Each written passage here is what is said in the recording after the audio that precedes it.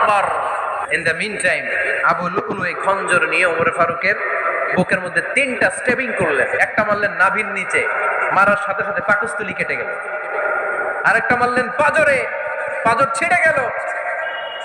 3টা মারার পরে ওমর ফারুক বললেন, কাতালানি আল কাল, এক কুকুর আমাকে মেরে ফেলেছে। পেছন থেকে এক সাহাবীকে টান মেরে সামনের দিকে নিয়ে গেলেন, তুমি নামাজের ইমামতি করাও।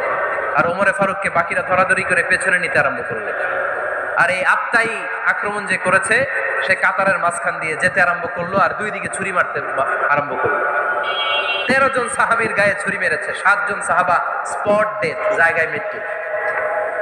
এই ভয়ঙ্কর অবস্থা দেখে এক সাহাবী বুরনুস, এক ধরনের জুব্বা আছে মাথাওয়ালা, অনেকে জ্যাকেট পরছেন না এরকম মাথাওয়ালা, লম্বা জুব্বা আছে আরবরা শীতে পড়ে মাথাওয়ালা, এই মাথাওয়ালা জুব্বা বের করে এক সাহাবী জালের মতো তার দিকে উড়ায় মারল।